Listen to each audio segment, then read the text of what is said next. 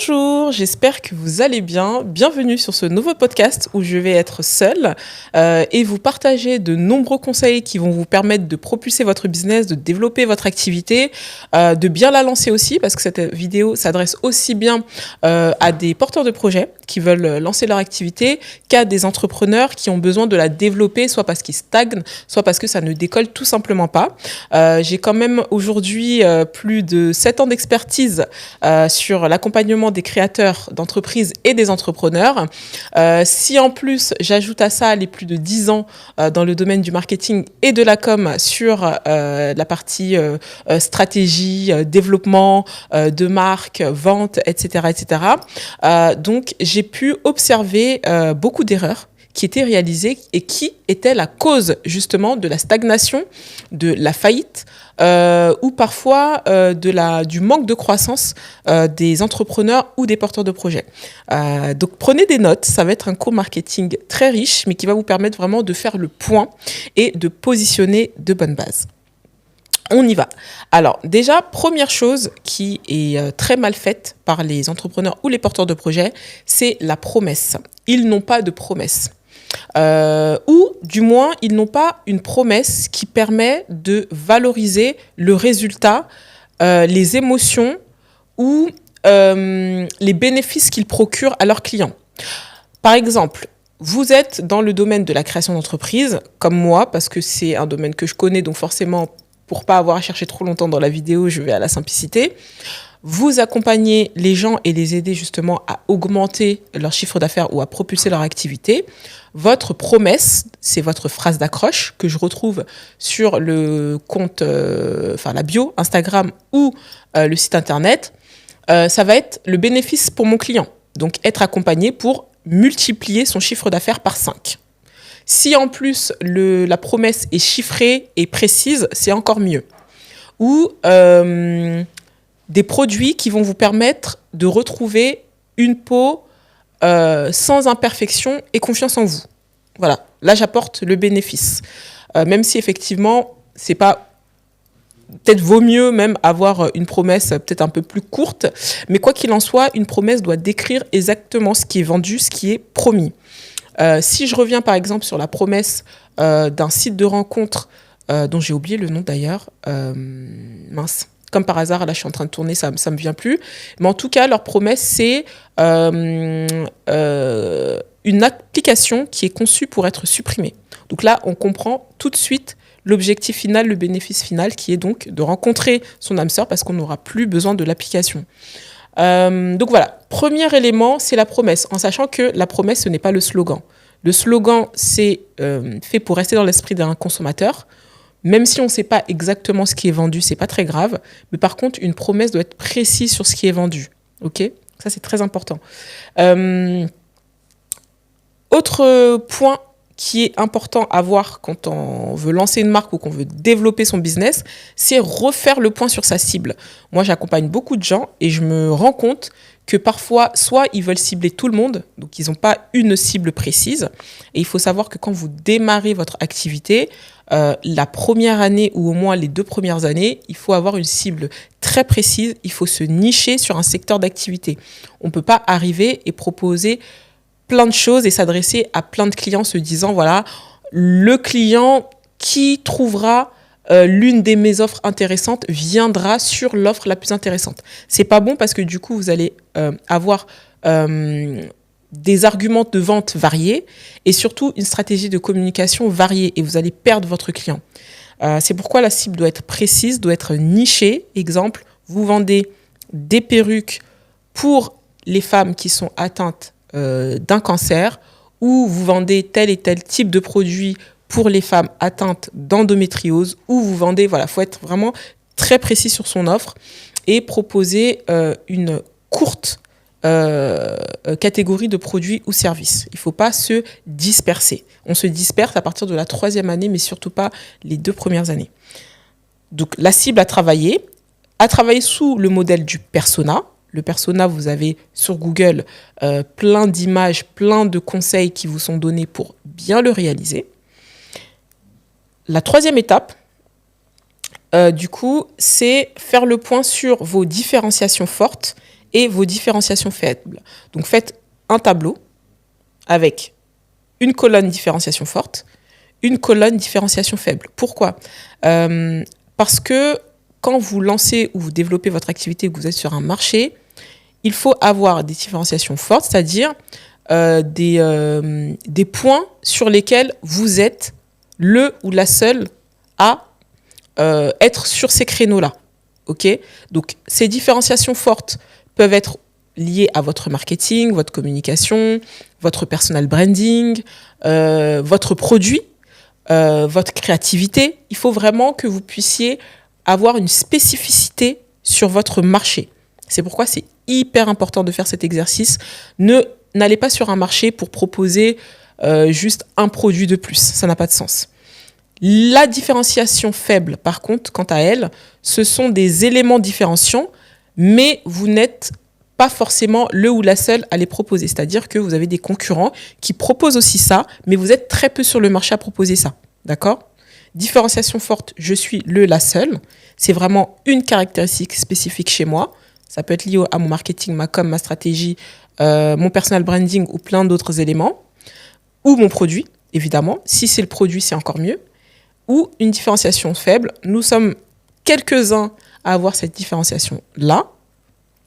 Mais là, il faut savoir aussi, ça c'est important aussi à préciser, c'est que la différenciation forte, généralement, le client, il vient pour ça. C'est ce qui vous caractérise. Alors qu'une différenciation faible, comme j'ai d'autres concurrents qui proposent aussi la même chose, même si on est très peu, et ben forcément, ça ne me caractérise pas forcément. Et le client, il ne vient pas forcément que pour ça. Donc ça, c'est un élément très important. Donc là, pour cet exercice-là, vous prenez un papier, un stylo et vous notez tous ces éléments-là.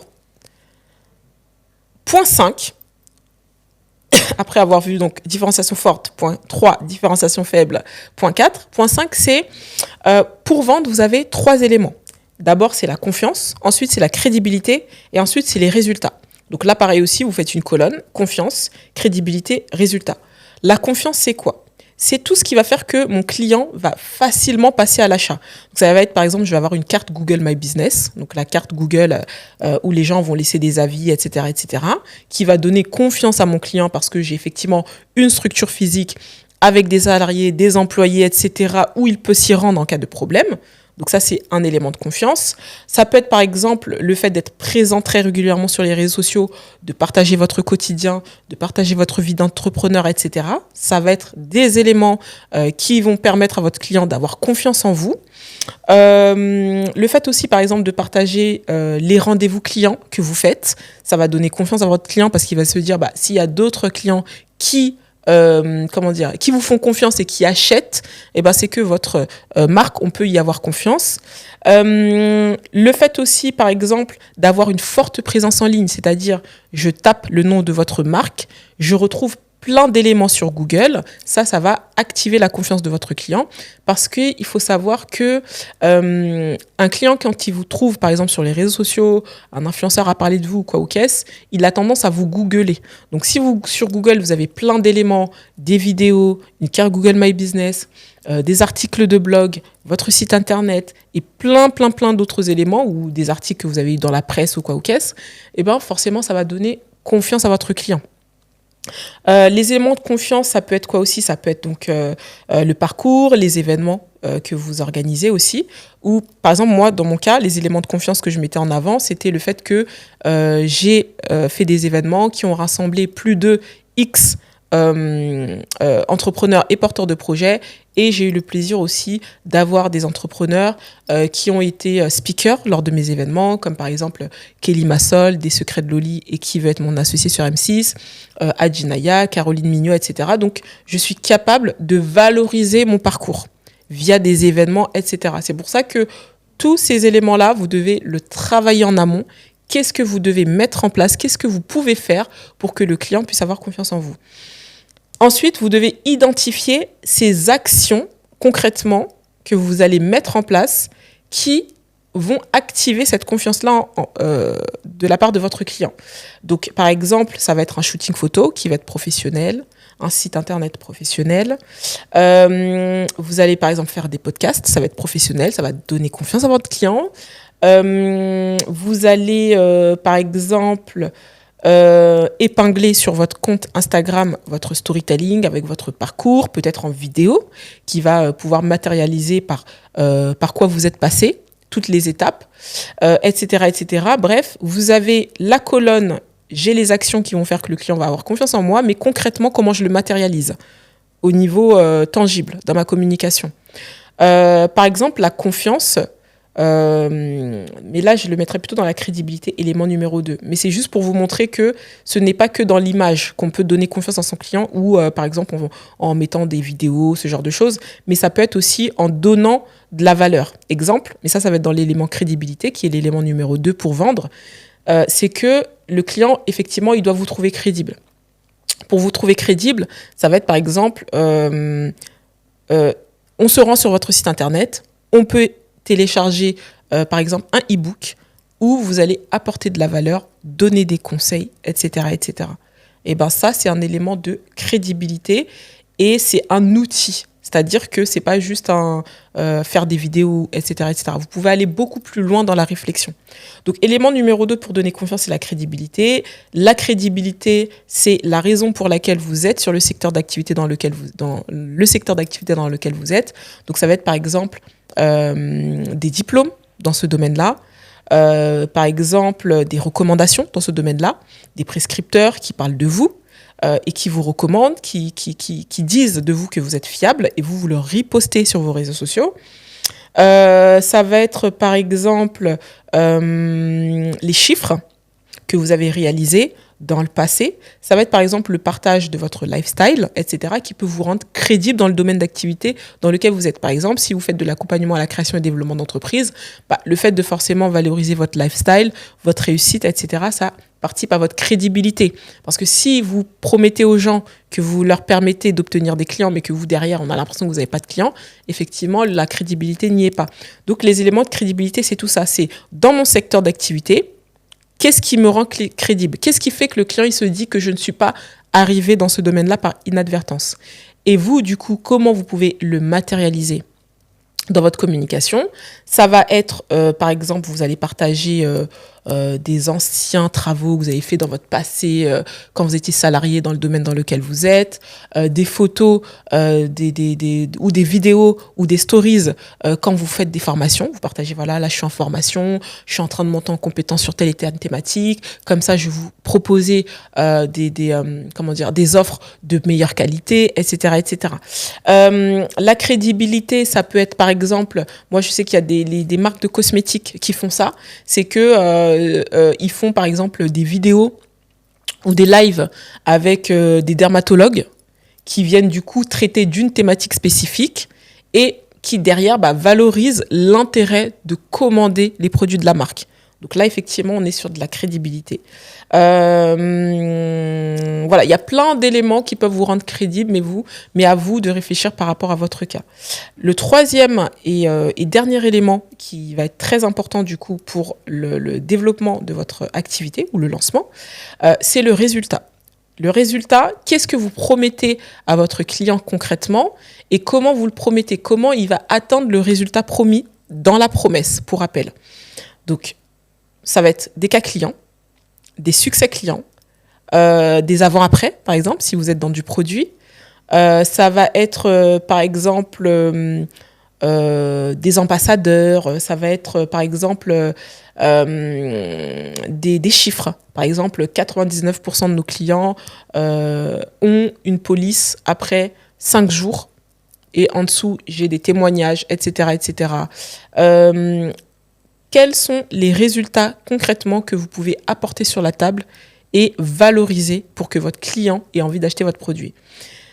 Ça peut se faire à travers de stories permanentes sur Instagram, par exemple, où vous mettez du coup tous les cas clients, tous les avant-après, tous les résultats clients, toutes les success stories, etc., etc.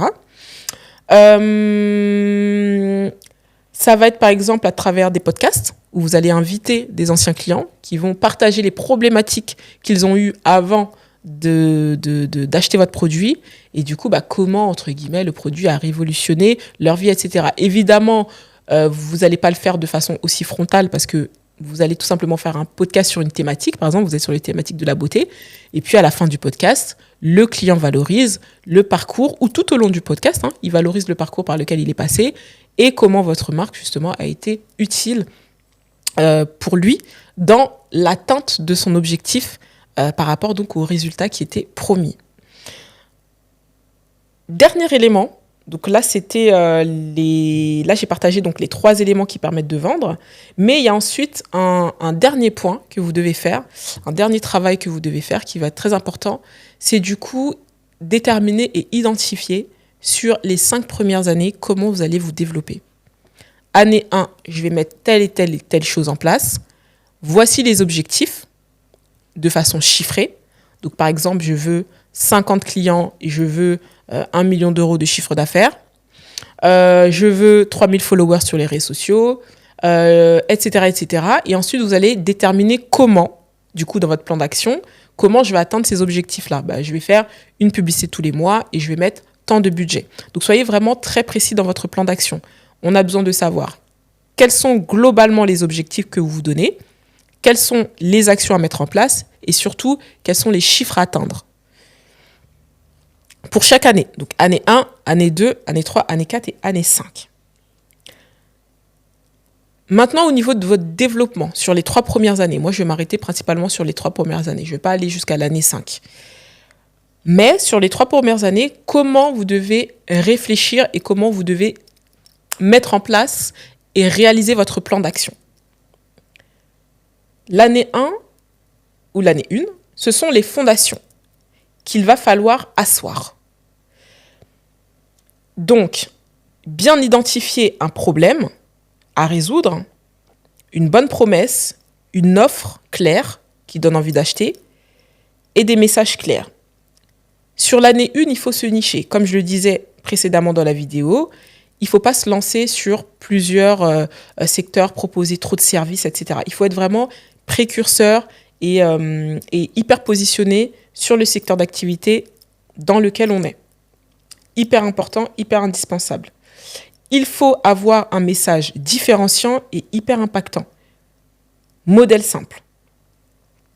Ce sur quoi il va falloir faire vraiment prendre le temps de travailler sur l'année 1, c'est le storytelling et le branding. Le storytelling doit être fort, le branding doit être fort. J'avais déjà fait dans un podcast audio sur Spotify, j'avais parlé du storytelling, donc je n'entrerai pas dans le détail sur cette vidéo, sinon ça sera long.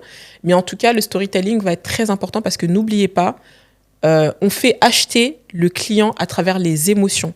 On pense que les clients sont réfléchis dans leur décision d'achat, mais c'est faux. Les clients ont tendance à acheter par émotion. Donc le storytelling va être très très très important.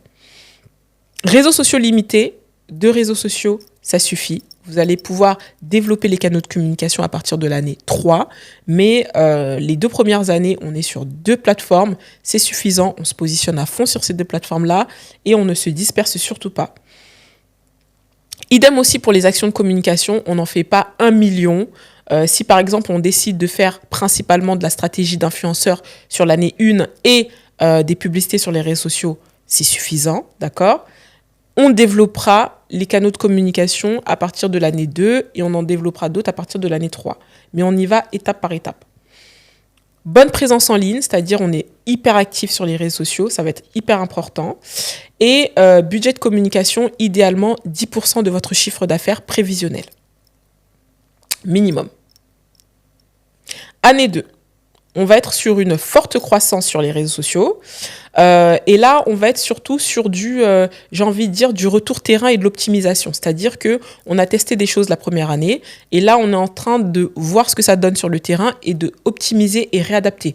Nouveaux outils de com, nouveaux contenus, nouvelles offres si c'est nécessaire. Retravailler les arguments de vente, etc., etc. Donc là, on va être vraiment sur faire des questionnaires de satisfaction, faire des appels au niveau des clients, faire le point, voir ce qui est bon, ce qui n'est pas bon, optimiser. Et améliorer, évidemment. Si nécessaire, arrêter des produits qui ne sont pas utiles et qui ne fonctionnent pas et faire régulièrement de la veille. Vous avez des outils de veille comme Google Alert, Feedly ou Talkwalker Alert qui vous permet du coup de mettre des mots-clés et régulièrement dans votre boîte mail, etc. ou sur la plateforme, vous allez voir en fait des nouveautés, des choses qui se font, ce qui bouge, etc. Vraiment des informations nouvelles sur le secteur d'activité ou les mots-clés que vous avez décidé de chercher. Donc ça va être très important parce que l'année 2, vous êtes vraiment dans l'optimisation de ce qui fonctionne, de ce qui ne fonctionne pas, de ce qu'il faut arrêter, de ce qu'il faut améliorer, etc. On intensifie la communication, donc on développe de nouveaux canaux de communication. On peut par exemple décider de se lancer dans les podcasts sur cette année-là, il n'y a pas de problème. Et on augmente le budget de communication en passant de 15% de son chiffre d'affaires prévisionnel. L'année 3, on va être sur de la diversification. Donc on est sur du lancement de nouveaux produits. On peut toucher de nouveaux marchés. Budget de communication, marketing au sens large, on est sur du 20-30% du chiffre d'affaires prévisionnel. On commence à se structurer, on développe de nouveaux canaux de communication, on va sur de nouvelles plateformes, on n'hésite pas à suivre les nouvelles tendances qui se font. Ça, je ne l'ai pas dit, mais par exemple, ici, sur cette année 3-là, on peut faire des actions de communication qui ne visent pas à vendre, mais qui visent d'autres fins. Par exemple, à vous rendre plus crédible, à améliorer votre image de marque, etc. L'année 1 et l'année 2, c'est uniquement des actions de communication qui visent à vendre. Tout ce que vous devez faire doit être suivi avec des stats pour justement savoir ce canal de communication-là m'apporte concrètement de l'argent. Alors que sur l'année 3, là, on va être sur des actions de com qui visent à améliorer, par exemple, votre image de marque. Vous allez aller dans la presse, vous allez faire des événements qui vont vous crédibiliser, vous allez faire du sponsoring, bref, vous allez faire des actions qui ont d'autres fins que vendre. Mais à long terme, ça va servir votre marque et votre marketing.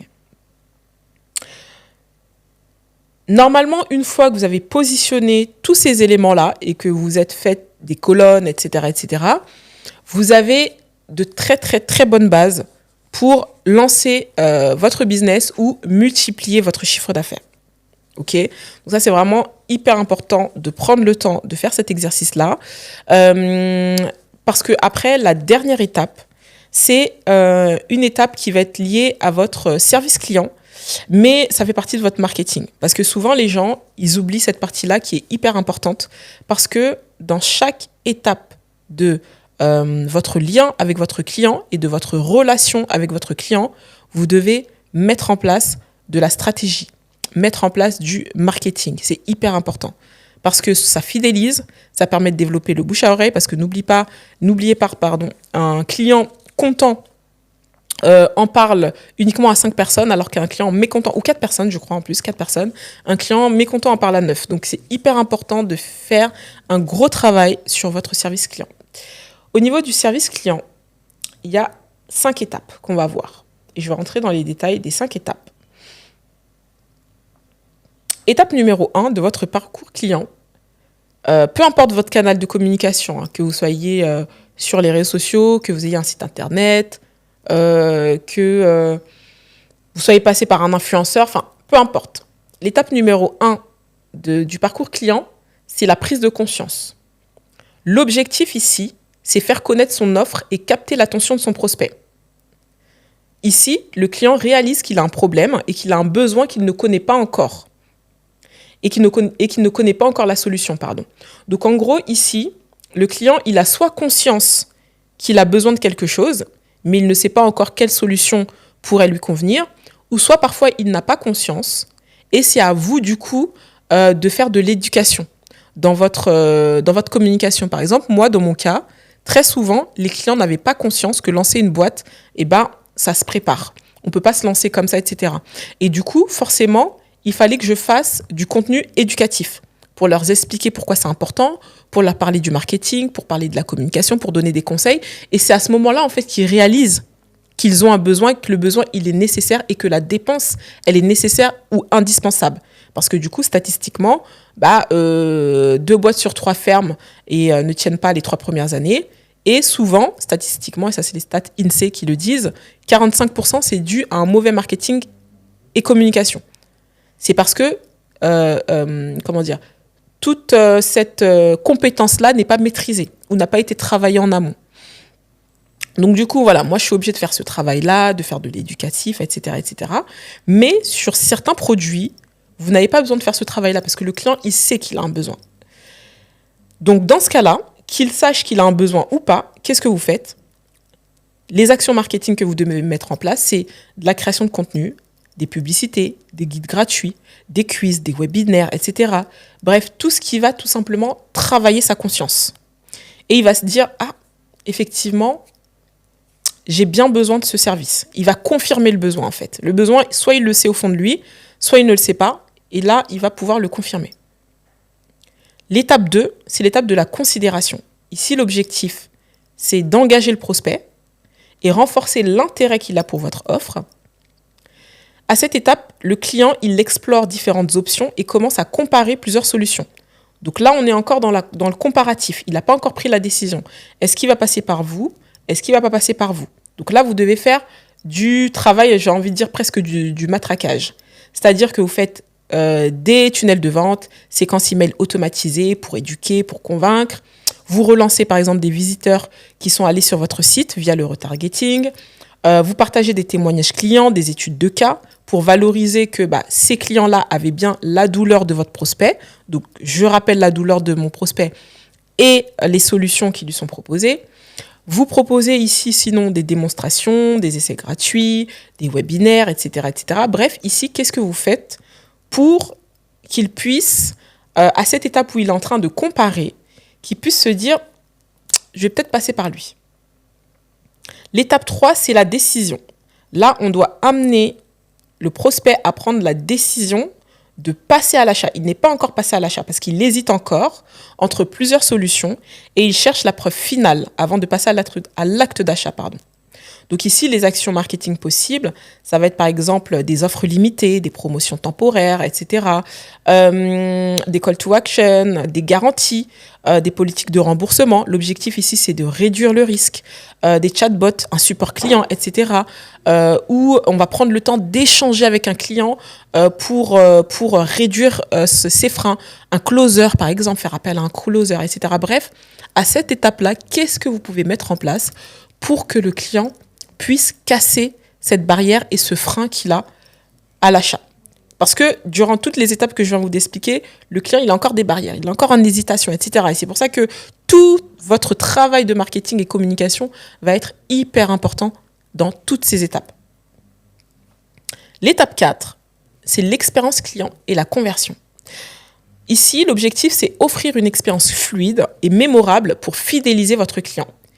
Ici, le client, il vient d'acheter votre produit et votre service, et il découvre l'expérience post-achat. Donc, les actions marketing que vous devez mettre en place, c'est par exemple un guide de bienvenue, des emails de confirmation, des newsletters, un suivi personnalisé, un appel téléphonique, un contact pour savoir si tout va bien, un programme de fidélisation, un groupe privé. Il a accès à un groupe privé, une communauté privée, des bonus exclusifs, etc., etc. Bref, qu'est-ce que vous faites ici pour que le client se sente, privilégié de rentrer dans votre réseau, entre guillemets.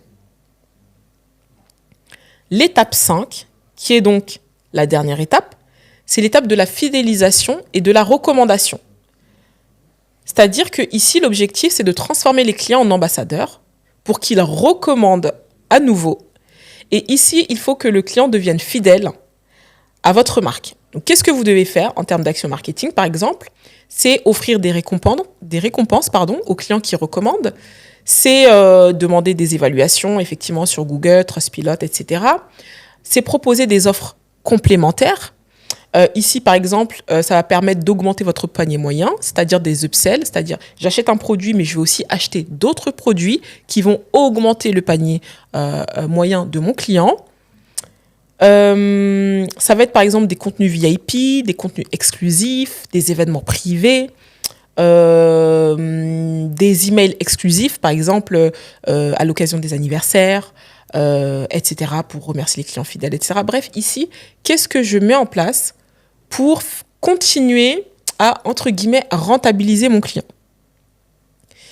Donc, pour chaque étape que je viens de vous citer, vous faites des colonnes. Donc, vous faites 5 colonnes. et vous identifiez pour chaque colonne quelles sont les actions que vous pouvez mettre en place pour que le parcours client puisse être complet et pertinent. Et là, en principe, vous avez toutes les clés pour bien asseoir les bonnes bases de votre business. Ok, donc essayez de faire cet exercice. C'est un exercice hyper important et intéressant parce que ça vous ouvre, entre guillemets, les chakras, j'ai envie de dire. Ça vous donne pas mal d'idées sur les choses à améliorer dans votre business, etc., des choses à revoir. Et si vous êtes porteur de projet, ça vous permet de préparer en amont le lancement de votre boîte. Petite chose aussi, et qui n'est pas des moindres, du 27 mars au 6 avril inclus, donc 6 avril, 23h59, on propose moins 80% sur nos formations pour créer, lancer, développer son entreprise ou développer son entreprise et doubler son chiffre d'affaires. Les formations sont donc à moins 80%, donc 269 € au lieu de 1345 €. Vous avez une garantie satisfait ou remboursée et surtout, durant cette formation, on répond à toutes vos questions. Si vous avez des interrogations, si par exemple vous avez besoin de retours, d'avis, ce genre de choses, parce que y a des choses qui ne sont pas claires ou vous avez besoin de retours tout simplement sur les travaux que vous avez mis en place et la stratégie que vous avez mis en place, on sera totalement disponible. Ce sont des formations hyper complètes, vous y voyez tout. Aussi bien la partie stratégie, marketing, positionnement que la partie vraiment développement, c'est-à-dire comment se développer sur les réseaux sociaux, comment travailler avec les influenceurs, comment faire des publicités en ligne, comment générer des chiffres d'affaires, comment bien identifier ses objectifs, comment bien mettre en place son plan d'action, etc. C'est une formation hyper complète et vous allez avoir toutes les informations et le programme dans la description de la vidéo, à savoir que avant le 27 mars, vous ne pouvez pas payer. C'est bloqué malheureusement. Mais par contre, à partir du 27 mars, vous pourrez commander la formation à tarif préférentiel.